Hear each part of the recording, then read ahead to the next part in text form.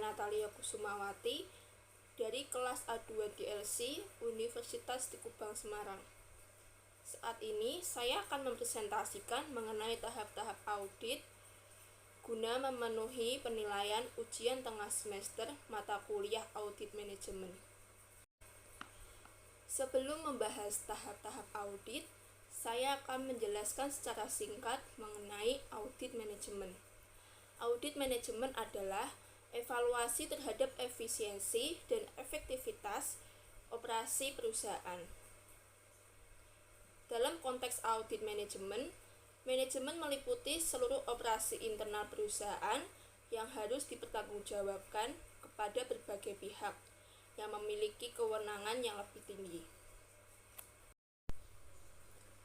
Tujuan dari audit manajemen. Audit manajemen ini bertujuan untuk mengidentifikasi kegiatan, program, dan aktivitas yang masih memerlukan perbaikan, sehingga dengan rekomendasi yang diberikan nantinya dapat dicapai perbaikan atas pengelolaan berbagai program dan aktivitas pada perusahaan tersebut.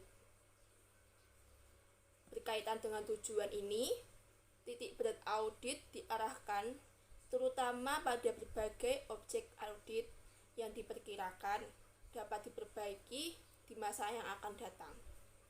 Di samping itu, juga bisa mencegah kemungkinan terjadinya berbagai kerugian. Selanjutnya, ruang lingkup dan sasaran audit. Ruang lingkup audit manajemen meliputi seluruh aspek kegiatan manajemen. Ruang lingkup ini dapat berupa seluruh kegiatan atau dapat juga hanya mencakup bagian tertentu dari program atau aktivitas yang dilakukan. Periode audit juga bervariasi, bisa untuk jangka waktu 1 minggu, beberapa bulan, bahkan tahun, sesuai dengan tujuan yang ingin dicapai. Sementara yang masih menjadi sasaran dalam audit manajemen adalah kegiatan, aktivitas, program dan bidang-bidang dalam perusahaan yang diketahui atau diidentifikasi masih memerlukan perbaikan atau peningkatan, baik dari segi ekonomisasi, efisiensi, dan efektivitas. Ada 3 elemen pokok yang menjadi sasaran dalam audit. Yang pertama adalah kriteria. Kriteria merupakan standar bagi setiap individu atau kelompok di dalam perusahaan dalam melakukan aktivitasnya. Yang kedua, penyebab. Penyebab merupakan tindakan yang dilakukan oleh setiap individu atau kelompok di dalam perusahaan. Penyebab dapat bersifat positif. Contohnya, program atau aktivitas berjalan dengan tingkat efisiensi dan efektivitas yang lebih tinggi, atau sebaliknya bersifat negatif, yaitu program atau aktivitas berjalan dengan tingkat efisiensi dan efektivitas lebih rendah dari standar yang telah ditetapkan. Yang ketiga adalah akibat. Akibat merupakan perbandingan antara penyebab dengan kriteria yang berhubungan dengan penyebab tersebut. Akibat negatif menunjukkan program atau aktivitas berjalan dengan tingkat pencapaian yang lebih rendah dari kriteria yang telah ditetapkan. Sementara, akibat positif menunjukkan bahwa program atau aktivitas telah terselenggara dengan baik, dengan tingkat pencapaian yang lebih tinggi dari kriteria yang telah ditetapkan. Prinsip dasar audit. Ada 7 prinsip dasar audit. Yang pertama adalah audit menitikberatkan pada objek audit yang mempunyai peluang untuk diperbaiki. Yang kedua adalah prasyarat penilaian terhadap objek audit. Yang ketiga, pengungkapan dalam laporan tentang adanya temuan-temuan yang bersifat positif. Keempat, identifikasi individu yang bertanggung jawab terhadap kekurangan-kekurangan yang terjadi. Yang kelima, penentuan tindakan terhadap petugas yang seharusnya bertanggung jawab. Keenam, pelanggaran hukum. Yang terakhir adalah penyelidikan dan pencegahan kecurangan. Langkah audit yang pertama adalah audit pendahuluan. Audit pendahuluan ini dilakukan dalam rangka mempersiapkan audit yang lebih dalam. Audit ini lebih ditekankan pada usaha untuk memperoleh informasi latar belakang tentang objek audit. Beberapa hal yang penting harus diperhatikan berkaitan dengan pelaksanaan audit pendahuluan. Yang pertama adalah pemahaman auditor terhadap objek audit. Dalam pemahaman auditor terhadap objek audit, auditor harus mendapatkan informasi tentang sumber daya atau kapasitas aktivitas yang dimiliki oleh objek audit dalam melaksanakan berbagai kegiatan. Di samping itu, metode operasi atau cara pelaksanaan kegiatan juga harus menjadi penting perhatian, karena dari hubungan antara metode operasi dengan ketersediaan sumber daya, auditor akan mendapatkan informasi apakah suatu kegiatan telah dilaksanakan dengan ekonomis, efektivitas, dan efisien dalam mencapai tujuannya.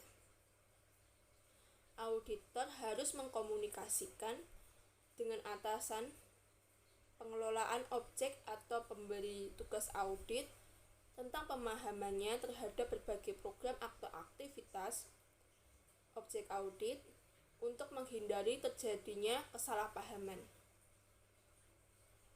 Komunikasi ini lebih efektif jika dilakukan secara tertulis dengan meminta tanggapan memberi tugas audit tentang hal-hal tersebut. Yang pertama, contoh informasinya adalah informasi yang mendukung tujuan audit. Yang kedua, informasi yang mengarah kepada ruang lingkup audit. Yang ketiga, informasi yang mengarah pada sasaran audit.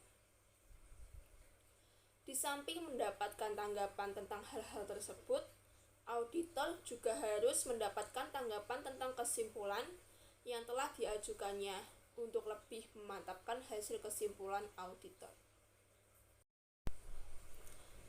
Lalu, hal yang harus diperhatikan dalam audit pendahuluan yang kedua adalah penentuan tujuan audit. Auditor harus menentukan tujuan audit untuk semua audit manajemen yang dilakukan dalam rangka menyajikan kerangka kerja audit. Tujuan audit harus mengacu pada alasan mengapa audit harus dilakukan pada objek audit dan didasarkan pada penugasan audit. Penugasan audit biasanya memberikan tujuan audit dalam lingkup yang luas. Terhadap hal ini, auditor harus menggunakan keahlian profesionalnya untuk merumuskan tujuan audit yang lebih spesifik. Berikut ini adalah alasan yang mendasari diperlukannya audit manajemen. Yang pertama adalah sistem informasi dan pelaporan yang kurang baik. Yang kedua adalah tujuan yang telah ditetapkan tidak tercapai. Yang ketiga, terjadinya penyimpangan dalam penggunaan sumber daya. Yang keempat, adanya penyimpangan terhadap peraturan dan kebijakan perusahaan. Lalu, dalam merumuskan tujuan ini, auditor dapat melakukannya dengan cara yang pertama, mengidentifikasi tujuan yang ada, yang mungkin mempunyai arti penting bagi pemberi tugas. Yang kedua, mempertimbangkan tujuan audit yang telah ditetapkan pada masa sebelumnya. Yang ketiga, mempertimbangkan aktivitas-aktivitas yang memiliki resiko kegagalan yang tinggi. Yang keempat, membahas dengan pemberi tugas dan pengelola objek audit. Dalam penentuan tujuan audit, auditor harus memperkirakan dan mengukur dengan cermat apakah sasaran dapat atau mungkin untuk diaudit. Sumber daya cukup tersedia untuk melaksanakan audit. Waktu pelaksanaan yang tersedia cukup untuk audit. Beberapa hal yang mengandung resiko kegagalan tinggi terhadap keberhasilan pencapaian tujuan objek audit yang harus diperhatikan auditor. Yang pertama adalah tujuan objek audit yang beraneka ragam dan tidak konsisten. Yang kedua, tujuan objek audit yang kurang jelas. Yang ketiga, kegiatan objek audit yang rumit dan kompleks. Yang keempat, pengendalian yang lemah. Yang kelima, perubahan-perubahan yang tidak terencana dan perputaran karyawan yang tinggi. Yang keenam, perubahan lingkungan objek audit. Tujuan audit yang ditentukan auditor harus sesuai dengan yang diinginkan pemberi tugas. Hasil dari berbagai analisis yang dilakukan terhadap faktor-faktor yang mempengaruhi penentuan tujuan audit harus dikomunikasikan kepada pemberi tugas audit untuk mendapatkan kesamaan sudut pandang dalam penentuan tujuan audit. Hal ketiga yang perlu diperhatikan dalam audit pendahuluan yaitu penentuan ruang lingkup dan sasaran audit. Ruang lingkup audit manajemen yaitu yang pertama adalah bidang keuangan. Ruang lingkup bidang keuangan ini mencakup pengendalian dan pertanggungjawaban dana serta kekayaan serta kewajiban keuangan perusahaan. Pertanggungjawaban audit dari kegiatan yang dilakukan terhadap penyelenggaraan catatan akuntansi dan laporan keuangan, juga pemanfaatan sistem akuntansi yang dimiliki oleh perusahaan. Yang kedua adalah ketaatan kepada peraturan dan kebijakan perusahaan. Ruang lingkup ini termasuk di dalamnya yaitu kesesuaian pelaksanaan program dengan peraturan dan kebijakan perusahaan berkaitan dengan program tersebut. Juga kesesuaian penerimaan dan penggunaan dana dengan peraturan dan kebijakan perusahaan yang berkaitan dengan program tersebut. Lalu yang ketiga adalah ekonomisasi. Ruang lingkup audit ekonomisasi menekankan pada bagaimana setiap aktivitas atau kegiatan dalam objek audit mengelola dana yang dimiliki oleh objek audit dalam memperoleh hasil yang lebih besar, termasuk pencapaian alternatif pelaksanaan kegiatan dalam mencapai tujuan dengan biaya yang lebih rendah. Lalu yang keempat, efisiensi. Efisiensi menyangkut optimalisasi penggunaan sumber daya untuk mencapai tujuan yang telah ditetapkan. Pada bagian ini, auditor menekankan pada bagaimana seharusnya proses berjalan dengan baik sehingga mencapai tujuan dengan pemanfaatan secara optimal pada sumber daya yang dimiliki.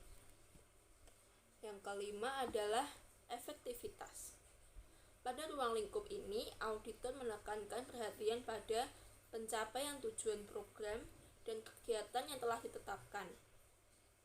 Pemanfaatan hasil program, pengaruh pemanfaatan hasil program atau kegiatan terhadap pencapaian tujuan perusahaan secara keseluruhan. Selanjutnya adalah cara menyajikan temuan audit. Dalam penyajian temuan audit dapat disajikan secara dua cara.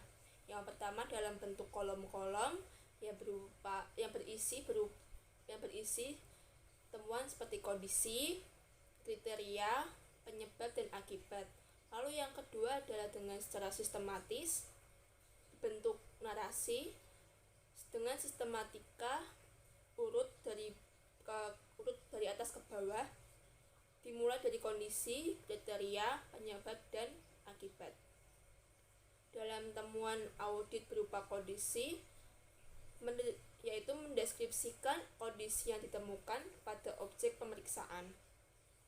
Kondisi bukan merupakan Kondisi merupakan hasil aktual pelaksanaan program atau aktivitas pada objek yang diaudit. Kondisi bukan merupakan kesimpulan dari temuan. Menyajikan kondisi seperti apa adanya pada saat ditemukan. Contoh dari temuan berdasarkan kondisi yaitu volume penjualan 300 unit per minggu. Lalu yang kedua adalah kriteria. Kriteria ini merupakan panduan setiap individu atau kelompok dalam melakukan aktivitas dan digunakan untuk menilai aktivitas atau hasil aktivitas dari individu atau kelompok pada objek yang diaudit. Kriteria merupakan pedoman atau standar yang terukur. Kriteria disajikan apa adanya seperti yang dirumuskan pada manual objek pemeriksaan. Contohnya adalah volume penjualan 500 per minggu, training sales 3 minggu, yaitu 2:1, 2 minggu pelatihan di kelas, 1 minggu pelatihan di lapangan kerja. Selanjutnya penyebab. Temuan berupa penyebab ini merupakan tindakan atau aktivitas aktual yang dilakukan oleh individu atau kelompok pada objek peneliti pemeriksaan. Penyebab merupakan penerapan dari kriteria yang telah ditentukan. Penyebab disajikan sebagai rekaman atas kejadian atau cara kerja dalam melaksanakan aktivitas. Contohnya, training sales 2 minggu in-house. Selanjutnya akibat. Temuan berupa akibat merupakan hasil pengukuran dan perbandingan antara aktivitas individu atau kelompok dan kriteria yang telah ditetapkan terhadap aktivitas tersebut. Melakukan penilaian dan pengukuran terhadap pengaruh dari perbedaan antara pencapaian dan aktivitas dengan kriterianya. Contoh, akibat dari tidak tercapainya volume penjualan, laba yang dicapai belum mampu memenuhi target. Selanjutnya, hal-hal yang perlu diperhatikan dalam audit pendahuluan yang keempat adalah penelaahan terhadap peraturan dan kebijakan yang berkaitan dengan objek audit. Penelaahan ini bertujuan untuk memperoleh informasi tentang peraturan-peraturan yang berhubungan dengan objek audit, baik bersifat umum maupun yang berhubungan khusus dengan berbagai program atau aktivitas yang diselenggarakan pada objek audit. Dengan penelaahan ini, auditor dapat memahami batas-batas wewenang objek audit dan berbagai program yang dilaksanakan dalam mencapai tujuannya. Peraturan dan kebijakan yang ditetapkan oleh objek audit dapat berupa adopsi terhadap peraturan yang ditetapkan pemerintah atau yang secara penuh dikembangkan di dalam objek audit sebagai penjabaran strategi dalam meningkatkan kemampuan bersaingnya. Selanjutnya adalah pengembangan kriteria awal dalam audit.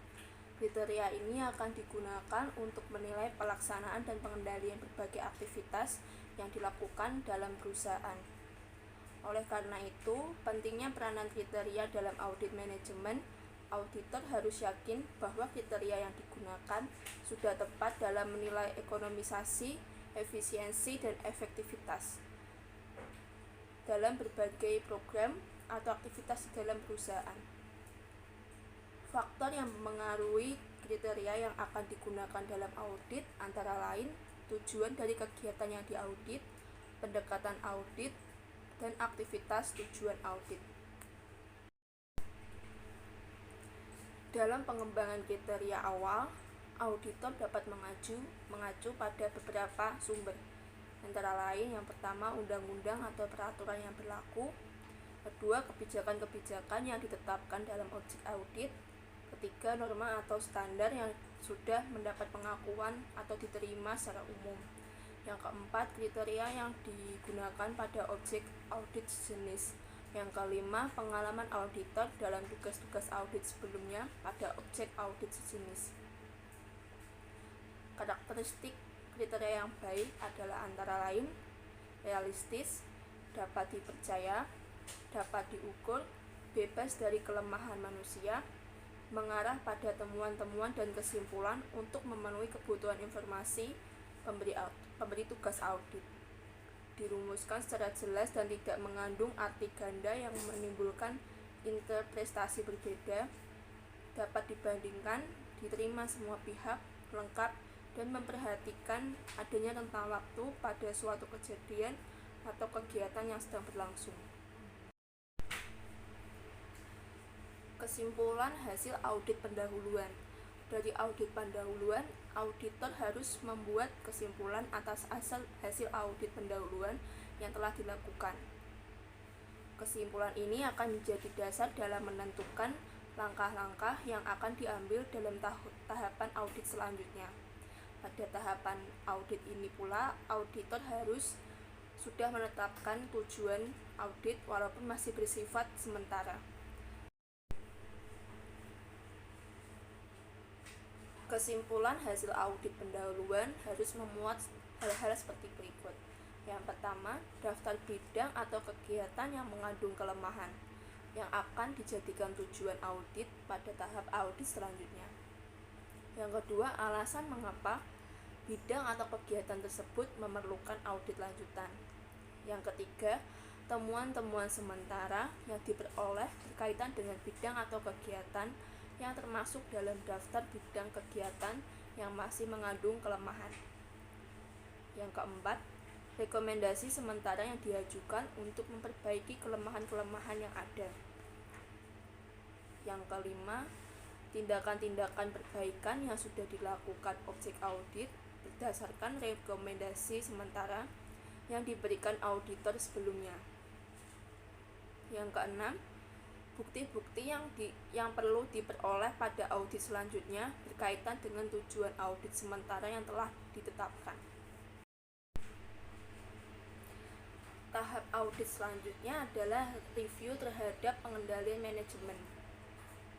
Sistem pengendalian manajemen merupakan sistem yang digunakan untuk mengumpulkan, menganalisis informasi, mengevaluasi, dan memanfaatkannya serta berbagai tindakan yang dilakukan oleh manajemen dalam melakukan pengendalian. Suatu sistem pengendalian manajemen harus dapat menjamin bahwa perusahaan telah melaksanakan strateginya dengan efisien dan efektif. Karakteristik sistem pengendalian manajemen yang baik mencakup hal-hal berikut. Yang pertama adalah pernyataan tujuan. Pernyataan tujuan dapat memberikan arah kepada semua komponen dalam perusahaan dalam melaksanakan aktivitasnya.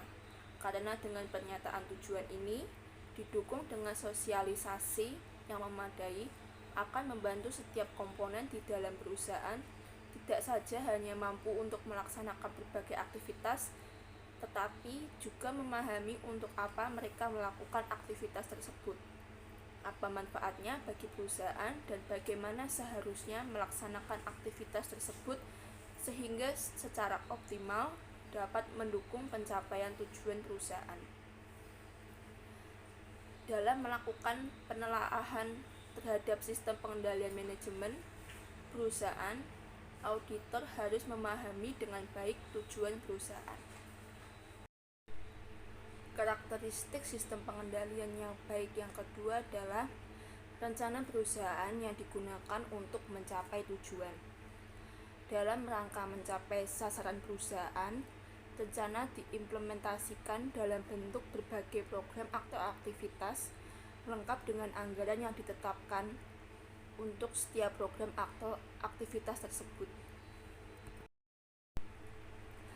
Rencana dalam bentuk anggaran dapat digunakan sebagai sarana untuk mengendalikan berbagai program atau aktivitas yang dilaksanakan, termasuk sebagai alat untuk mengevaluasi pelaksanaan program atau aktivitas tersebut. Rencana biasanya disusun berdasarkan pencapaian terbaik perusahaan pada waktu sebelumnya untuk menentukan pencapaian terbaik berikutnya.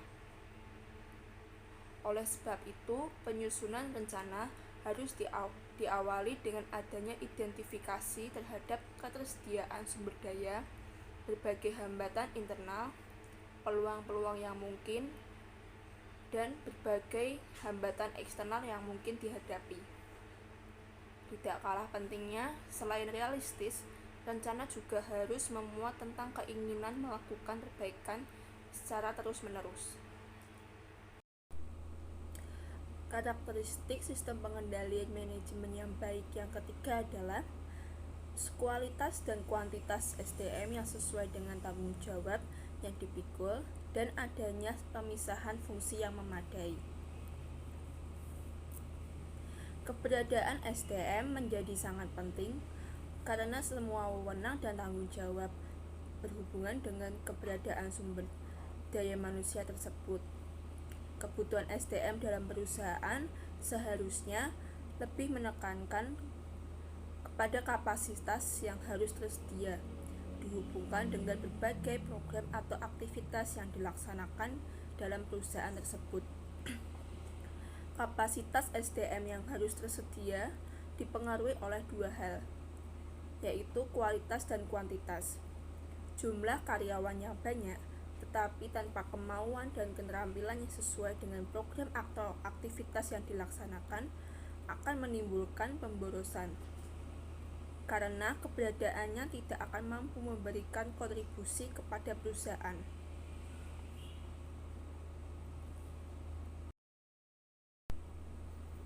Hal-hal yang harus diperhatikan auditor dalam memenuhi kebutuhan ketersediaannya SDM. Yang pertama adalah apakah rekrutmen yang dilakukan telah melalui suatu perencanaan SDM. Lalu yang kedua, apakah seleksi karyawan yang dilakukan telah sesuai dengan pedoman penerimaan karyawan yang telah ditetapkan oleh perusahaan. Yang ketiga, apakah karyawan yang diterima telah sesuai dengan kualifikasi bidang pekerjaan yang akan diisi dan sesuai dengan kebutuhan pekerjaan yang ada pada perusahaan. Yang keempat, apakah spesifikasi dan deskripsi tersedia untuk masing-masing jabatan yang ada dalam perusahaan.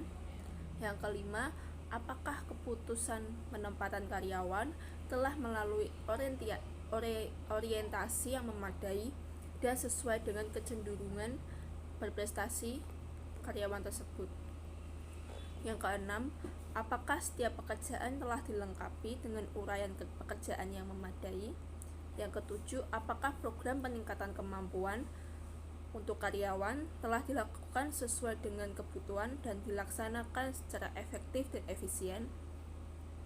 Yang kedelapan, apakah penilaian prestasi, pemberian sanksi, atau penghargaan kepada karyawan telah dilakukan secara adil sesuai dengan ketentuan dan peraturan yang berlaku di perusahaan tersebut. Karakteristik sistem pengendalian manajemen yang baik yang keempat adalah sistem pembuatan kebijakan dan praktik yang sehat bagi masing-masing unit organisasi. Untuk mendukung praktik yang sehat, berbagai kebijakan yang dibuat oleh perusahaan harus dikomunikasikan kepada seluruh pihak yang berkepentingan agar terjadi komunikasi timbal balik antara kedua pihak kepentingan utama, yaitu pihak perusahaan yang diwakili oleh manajemen dan karyawan. Seperangkat kebijaksanaan biasanya dikomunikasikan dalam bentuk buku pedoman kebijakan dan praktik-praktik yang sehat dikomunikasikan dalam bentuk buku pedoman prosedur operasional. Dalam menguji kebijakan yang dibuat oleh perusahaan, auditor harus memperhatikan hal-hal berikut. Yang pertama adalah apakah kebijakan dinyatakan dengan jelas dalam bentuk tertulis dan sistematis serta dikomunikasikan kepada seluruh tingkatan manajemen dan karyawan secara sistematis dan tepat waktu. Yang kedua, apakah kebijakan yang telah dibuat sesuai dengan peraturan dan perundang-undangan yang berlaku dan dilakukan peninjauan serta revisi secara berkala. Yang ketiga, apakah kebijakan yang dibuat telah mengakomodir mengakomodasi kepentingan berbagai pihak dalam perusahaan dan secara tegas mengatur tentang hak dan kewajiban masing-masing pihak. Yang keempat, apakah kebijakan telah dibuat untuk melaksanakan kegiatan atau aktivitas secara hemat dan efisien? Yang kelima, apakah ada kebijakan khusus bagi setiap pengendalian manajemen lain yang relevan dengan pelaksanaan setiap kegiatan, termasuk sanksi-sanksi terhadap pelanggaran kebijakan tersebut berdasarkan peraturan yang berlaku. Karakteristik sistem pengendalian manajemen yang baik yang kelima adalah sistem penelaahan yang efektif pada setiap aktivitas untuk memperoleh keyakinan bahwa kebijakan dan praktik yang sehat telah dilakukan dengan baik. Auditor harus melakukan audit terhadap semua rencana yang dibuat berkaitan dengan aktivitas yang akan dilakukan, termasuk ketersediaan sumber daya untuk melakukan aktivitas tersebut. Di samping itu, auditor juga harus menelusuri semua metode yang digunakan oleh manajemen dalam membandingkan pelaksanaan aktivitas yang sesungguhnya dengan rencana yang berkaitan dengan aktivitas tersebut. Dalam hal ini, auditor harus melakukan pengamatan langsung terhadap kekuatan maupun kelemahan sistem pengendalian manajemen yang dimiliki oleh perusahaan. Elemen sistem review lain yang harus ada dalam sistem pengendalian manajemen yang baik adalah adanya fungsi pelaporan internal dan fungsi audit internal. Auditor harus menilai sifat dan efektivitas metode review dan pelaporan internal yang berhubungan dengan masing-masing aktivitas yang diaudit. Efektivitas sistem pelaporan internal perusahaan dapat dinilai dengan hal-hal berikut, yaitu apakah sistem pelaporan yang dimiliki dapat memberikan informasi mutakhir yang dibutuhkan oleh pejabat-pejabat yang bertanggung jawab untuk kepentingan tindakan manajemen. Yang kedua, apakah ada keharusan dari setiap pelaksana untuk melaporkan secara tertulis setiap hasil kerja atau aktivitas yang dilakukan. Yang ketiga, apakah laporan disusun berdasarkan data dan informasi yang tepat dan benar.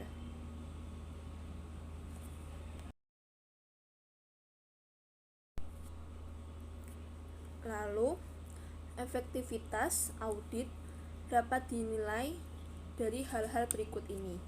Yang pertama, apakah ada petugas auditor internal dan telah ditempatkan pada posisi yang benar dalam perusahaan. Yang kedua, apakah ruang lingkup auditnya ditetapkan dengan jelas dan audit internal tersebut telah memenuhi syarat kompetensi, dapat diandalkan dan tepat waktu. Yang ketiga, apakah audit ditekankan pada perbaikan organisasi dan apakah prosedur yang mengatur tindak lanjut atas auditnya. Kesimpulan hasil review dan pengujian terhadap pengendalian manajemen dapat memberikan gambaran kepada auditor tentang hal-hal seperti berikut. Yang pertama, keandalan sistem pengendalian manajemen perusahaan dalam memandu operasional yang berlangsung pada perusahaan tersebut dan kemampuannya dalam memenuhi kebutuhan dokumentasi, pengukuran, dan penilaian terhadap aktivitas yang dilaksanakan. Yang kedua, apakah tersedia cukup bukti yang dibutuhkan dalam pengembangan tujuan audit sementara menjadi tujuan audit yang sesungguhnya, sehingga dapat dipergunakan sebagai tujuan audit selanjutnya, atau tidak tersedia cukup bukti sehingga pengembangan tujuan audit sementara ini tidak perlu dilanjutkan. Yang ketiga, langkah kerja yang dilaksanakan pada tahap berikutnya untuk mempermudah program kerja audit lanjutan guna meliputi apakah ruang lingkup kegiatan audit telah ditetapkan dengan jelas dan pekerjaan audit internal telah memenuhi syarat kompetensi, dapat diandalkan, dan tepat waktu. Juga menentukan tujuan audit bersama petanggung jawab mengenai audit lanjutan. Ada 7 langkah kunci yang harus diperhatikan auditor dalam melakukan review dan pengujian terhadap pengendalian manajemen perusahaan. Yang pertama, menetapkan tingkat penting atau signifikan dan kepekaan sensitivity hal-hal pokok dari program atau aktivitas yang diaudit. Yang kedua, menilai tingkat kerentanan program atau aktivitas tersebut terhadap penyalahgunaan sumber daya, kegagalan pencapaian sasaran, dan ketidaktaatan terhadap ketentuan, peraturan, dan kebijakan yang telah ditetapkan perusahaan. Yang ketiga, mengidentifikasi dan memahami pengendalian manajemen yang relevan. Yang keempat, menetapkan apa yang sudah diketahui tentang efektivitas pengendalian. Yang kelima, menilai kecukupan desain pengendalian. Yang keenam, menetapkan melalui pengujian apakah pengendalian yang ada sudah cukup efektif. Yang ketujuh, melaporkan hasil-hasil penilaian manajemen dan mendiskusikan tindakan-tindakan perbaikan yang diperlukan.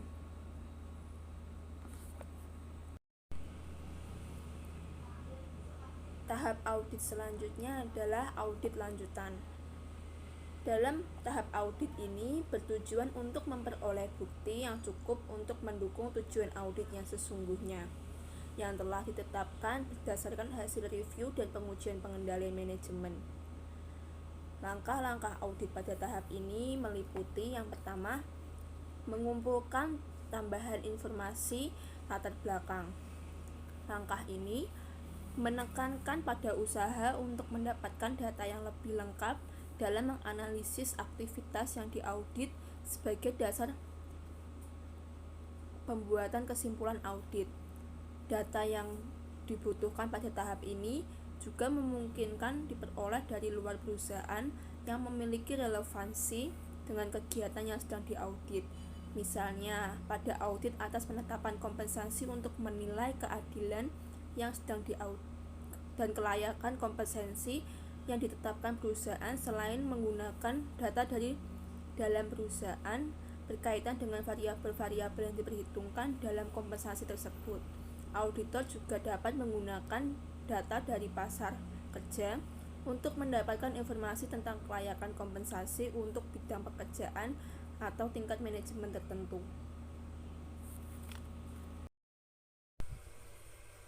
Tahap audit lanjutan yang kedua adalah memperoleh bukti-bukti yang relevan, material, dan kompeten. Dalam proses audit, auditor harus menganalisis dan menentukan fakta dan informasi yang relevan, andal, dan berkaitan dengan tujuan audit. Tujuan dari perolehan bukti ini adalah untuk menentukan bahwa kriteria atas kegiatan yang diaudit sudah sesuai dan dapat diterima. Terdapat pelaksanaan yang menyimpang atau baik tidak diterapkannya prosedur yang sudah ditetapkan untuk setiap program atau aktivitas, atau tidak dilakukannya pengendalian atau supervisi yang semestinya atas kegiatan yang diaudit, merupakan penyebab dari timbulnya akibat yang kurang menguntungkan bagi kegiatan yang diaudit. Terdapat akibat yang cukup penting dan material dari terjadinya perbedaan antara kondisi dengan kriteria yang telah ditetapkan. Beberapa metode yang umum untuk memperoleh data meliputi 1. Observasi lapangan, 2. Wawancara, 3. Penggunaan kuesioner. Auditor dapat menggunakan salah satu atau kombinasi dari beberapa metode pengumpulan data ini, yang secara komprehensif dapat memenuhi kebutuhan data sebagai dasar pembuatan kesimpulan audit, baik secara kualitas maupun kuantitas dalam data.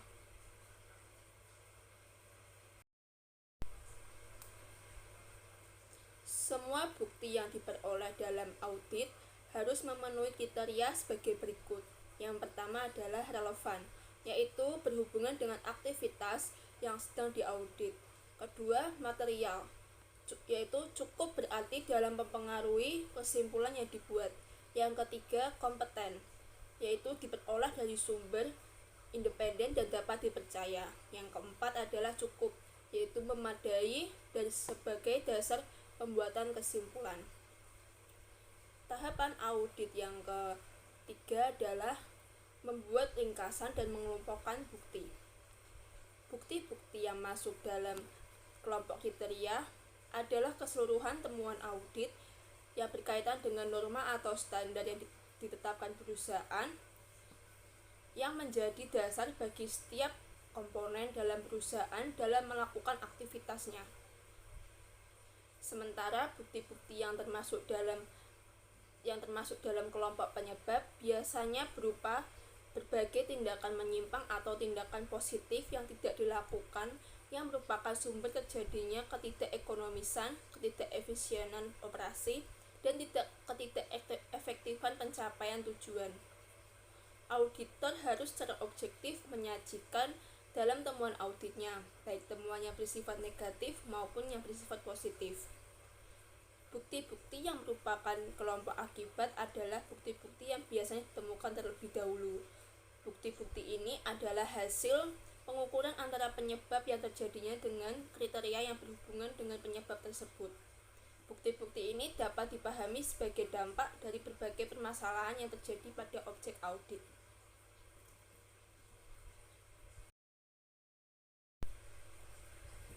Tahapan audit lanjutan yang keempat adalah pengembangan temuan audit dalam audit lanjutan.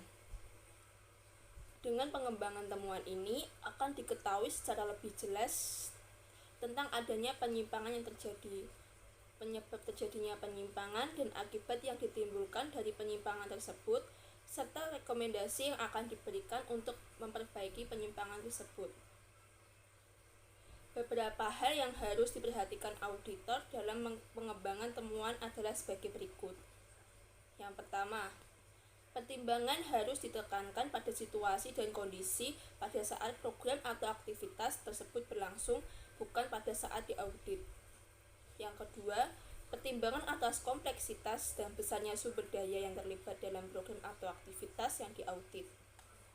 Yang ketiga, auditor harus secara jujur dan objektif berdasarkan pertimbangan profesionalnya melakukan analisis terhadap temuan-temuan yang diperoleh pada saat audit dan menghindari pengungkapan kelemahan-kelemahan yang terjadi secara tidak logis. Yang keempat, pengembangan temuan harus dilakukan secara luas dan teliti sehingga bisa menjadi dasar bagi pembuatan kesimpulan dan rekomendasi secara jelas dan tepat kepada pihak yang diaudit. Beberapa langkah dalam pengembangan temuan meliputi: yang pertama, mengenali batas-batas wewenang dan tanggung jawab pejabat yang terlibat dalam pelaksanaan program atau aktivitas yang diaudit.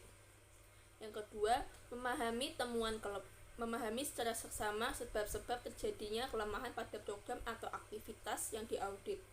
Yang ketiga, menentukan apakah kelemahan tersebut merupakan kelemahan yang berdiri sendiri atau tersebar luas pada berbagai program atau aktivitas yang lain. Yang keempat, menentukan akibat atau arti penting dari kelemahan tersebut. Yang kelima, menentukan rekomendasi atau saran-saran untuk perbaikan.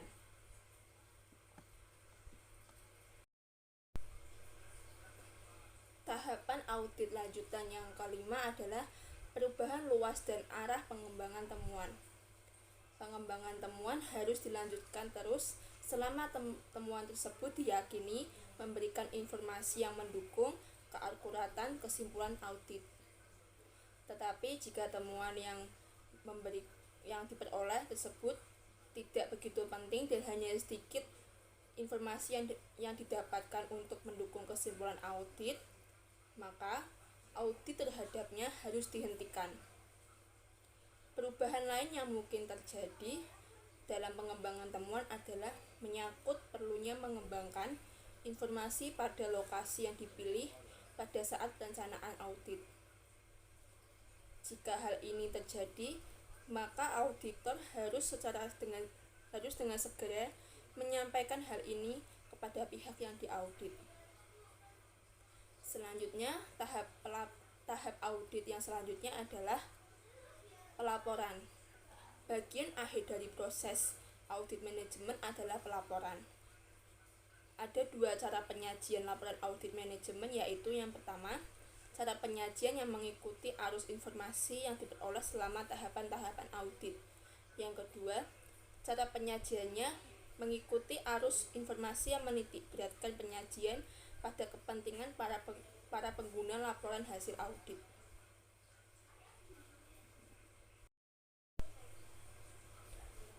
Langkah audit yang keempat adalah pelaporan.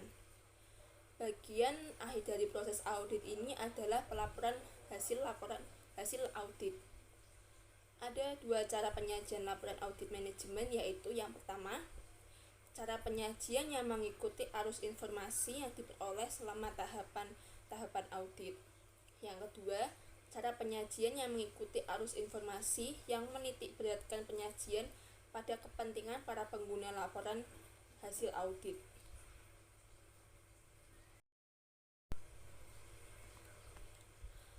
Tahap audit yang kelima adalah tindak lanjut. Implementasi tindak lanjut atas rekomendasi yang diberikan auditor merupakan bentuk komitmen manajemen dalam meningkatkan proses dan kinerja perusahaan atas beberapa kelemahan atau kekurangan yang masih terjadi. Auditor tidak memiliki kewenangan memaksa dan menuntut manajemen untuk melaksanakan tindak lanjut sesuai dengan rekomendasi yang diberikan, tetapi lebih menempatkan diri sebagai supervisor atas rencana, pelaksanaan, dan pengendalian tindak lanjut yang dilakukan.